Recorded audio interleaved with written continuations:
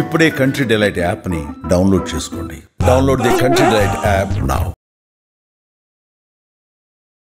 ముఖ్యమైన గుడి కాలభైరవ స్వామి గుడి దగ్గర ఉన్నాము మనం ఇప్పుడు ప్రస్తుతం. ఈ గుడిని 16వ శతాబ్దంలో ప్రతాపరుద్ర మహారాజు గారు ఇది కట్టారని. అప్పుడు ఆయనకు ఒక బ్రాహ్మణ హత్య దోషం ఉండినది. ఆయన ఎక్కడికైనా పోయినప్పుడు ఎక్కడైనా ఒక గుడారం వేసుకొని ఉన్నప్పుడు ఈయన ఎక్కడ శివాలయం కానీ ఇది కానీ కట్టడం ఆయన ఆనవాయితీ. వాళ్ళు ఆయన శివభక్తుడు అహోబిలానికి వెళ్తున్నాడు. ఇక్కడ ఈ గుడి శివాలయం కట్టించాడు. శివాలయము కోనేరు అవన్నీ వారి కాలంలో జరిగినాయి. ప్రస్తుతం ఇక్కడ ఎప్పుడు శివాలయం ఉంటుందో అక్కడ క్షేత్రపాలకుడు ఉంటాడు. క్షేత్రపాలకునిగా కాలభైరవ స్వామి ఇక్కడ క్షేత్రపాలకుని కూడా ప్రతిష్ఠ చేసినారు. ఇక్కడ చేసినారు. తర్వాత మరి ఆయన అహోబిలం పోయాడు. అహోబిలం పోయి అక్కడ శివాలయం కడుతుంటే నరసింహస్వామి కావస్తున్నాడు. ఆయనకు నరసింహస్వామి ఏర్పడుతుంది. అది అప్పుడు ఏం చేసేది ఏమిటో ఇదంటే ఇది నరసింహ క్షేత్రం, ఇది అక్కడ శివాలయం కాదని. ఇప్పుడు అక్కడ పక్కన నరసింహస్వామి పక్కన శివుడు ఉన్నాడు. ఇప్పుడు కూడా శివాలయం పక్కన ఉంది. అక్కడ ఏం చేసిన తర్వాత నరసింహస్వామి అప్పుడు గుడి కట్టించి చేశాడు. కొంతమంది ఇంకోటి చెప్తారంటే ఆయన అంతా ధనరాశులను తీసుకొచ్చేసి అహోబిలంలో పెట్టాడు అని చెప్పేసి కూడా అంటారు. ఆయనే పెట్టిపోయాడు, దండిక కోట్ల రూపాయలు పెట్టిపోయాడు అని చెప్పేసి అంటారు. ఆయన పెట్టాడని చెప్పేసి అప్పుడు ఆ కాలంలో పెట్టాడని చెప్పేసి అని ఇది లెక్కతరం. తర్వాత ఏం చేశాడంటే వచ్చినాక ఆయన మంచి పరిపాలకుడే కానీ ఆఖరికి ఆయన జీవితంలో అపశృతి జరిగింది.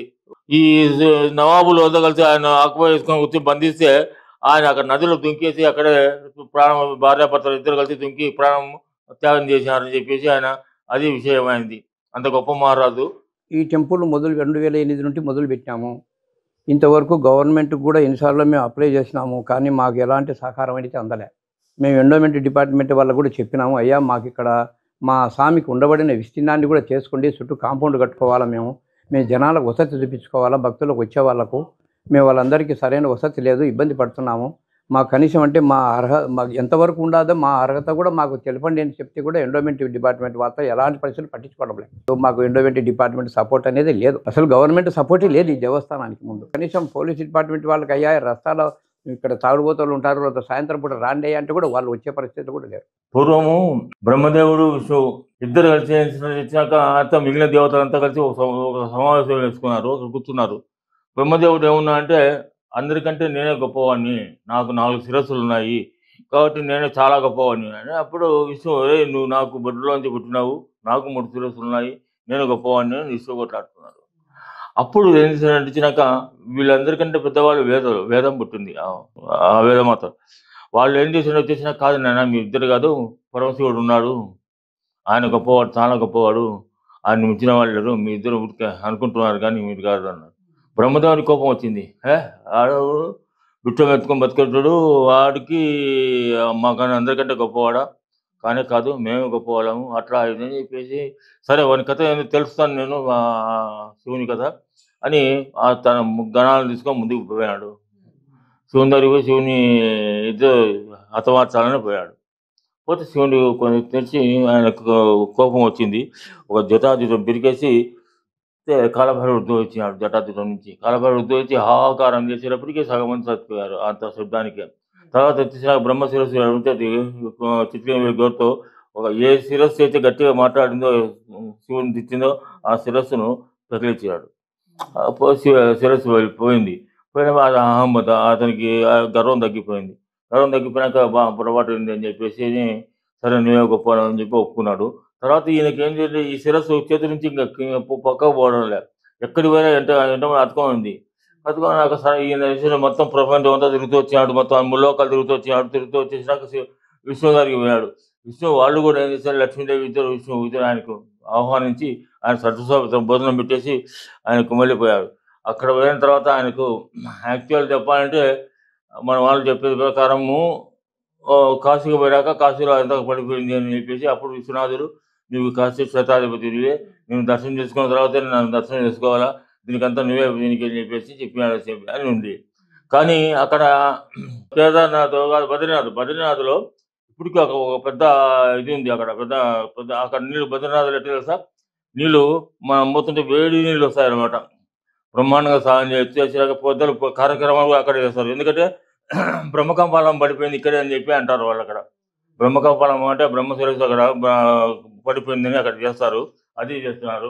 చాలా మంది ఏం తెలిసాక ఈ కాలభైరవుని ఉపయోగించిన వాళ్ళు ఎన్నో రకాల శక్తులు వస్తున్నాయి ఆయనకి, వాళ్ళందరికీ.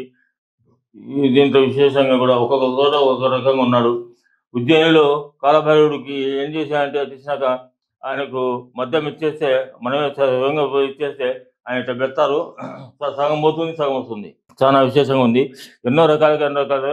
ఆ తర్వాత అక్కడ కాశీలో కూడా ముందు దర్శనం చేసుకోవచ్చు, సందులో పోయి అక్కడ పోయి దర్శనం చేసుకోవాలా. చేసుకోకపోతే అక్కడ ఏం చేసేది దండం, ఒక దండం ఇస్తారు, వాళ్ళు దర్శనం చేసుకున్న వాళ్ళకి దండంతో ఒక్కొక్కసారి కొడతారట. కొడితే అది వాళ్ళ దోషాలు పోతాయని శనేశ్వరుడు అని.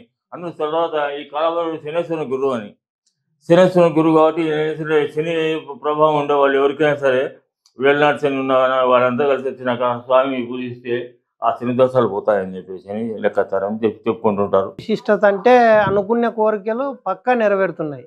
నెరవేరింది ఇంత జనం అంటూ రారు. ఇప్పుడు నేను 45 ఏళ్ళలో నేను చిన్న పిల్ల పుట్టుంటే నేను మస్తు ఇబ్బందులు కూడా పన్నాను, అన్నీ అనుభవించాను. కానీ ఈ పొద్దు నేను ఏ స్థాయిలో ఉన్నా అంటే నాకు ఇంకా ఆయనే అనుకోవాలి. పెళ్లి ఇల్లేమో ఇవన్నీ ఆటలు పెట్టుకోవాలి, అన్నీ చేసుకోవాలి. ఇది చేసుకున్నాక పక్కకు వేరే సుడిబండికి అయినా దానికి వాడినేలు సముదు మా ఇంటి గురించి ఇచ్చాను స్వామి. అమ్మవారికి మాత్రం ఈ దసరాలో ముఖ్యంగా అమ్మవారు ఉంది కాబట్టి అమ్మవారు స్వామి యంత్రం చాలా విశేషమైన యంత్రం. ఎక్కడికి యంత్రం అంటే ఇక్కడ కాదు, కలకత్తా నుంచి దక్షిణకాళి యంత్రం ఇచ్చినాడు. ఆ దక్షిణకాళి యంత్రం ఆ అమ్మవారి దగ్గర పెట్టాము. అందుకే అమ్మవారి దగ్గరికి ఎవరిని లోపలికి మాత్రం ప్రవేశం లేదని ముందుగానే పెట్టాము. సోముల భైరవ స్వామి అనే పేరుతో నామకరణం కూడా చేయడం జరిగింది. ఆ పేరుతో అకౌంట్ కూడా ఓపెన్ చేయడం జరిగింది. ఆ పేరుతో ఏదైనా మన వాళ్ళు డెవలప్మెంట్ కార్యక్రమాలకు ఏదైనా చేయాలంటే కానీ వాళ్ళు ఎక్కడి నుంచి ఏదైనా వచ్చిన భక్తాదులందరూ కూడా ఈ మధ్య చాలా దూరం నుంచి వస్తున్నారు. హైదరాబాద్ నుంచి కానీ, బెంగళూరు, మెడ్రాసు, కర్నూలు నుంచి రావడము. వాళ్ళు కూడా ఏదైనా కావాలని ఫోన్పే నెంబర్ కూడా చేయడము. ఈ కమిటీ వాళ్ళని సంబంధించి కమిటీ వాళ్ళు ఏమైనా కానీ వాళ్ళు ఏదైనా అడిగినా కానీ చేసినా చెప్పే రకంగా అందరూ కూడా మంచిగా రాగి మంచిగా సహాయం చేసుకుంటా చాలా డెవలప్మెంట్ అవుతూ ముందుకు సాగుతూ ఉంది. సో ఈ కాలభైరవ స్వామి టెంపుల్ అనేది ఎంతో విశిష్టమైనది.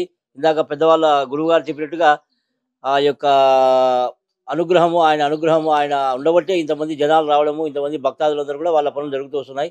ఇప్పుడు మా పెద్దల నుండి కూడా ఇక్కడ కాలభైరవ స్వామి అని మేము అప్పుడు ఈ పండగలకు పబ్బలప్పుడే వస్తున్నాము. రాను ఇట్లా బాగా జరుగుతుంది. అప్పుడు కొద్దిగా రస్తాగిస్తా ఏం లేదు కాబట్టి ఎప్పుడో పండగలకు వచ్చి చేసుకుంటున్నాము. తర్వాత ఈయన నరసింహయ్య శాస్త్రి అని 2008లో ఈయన వచ్చినాడు.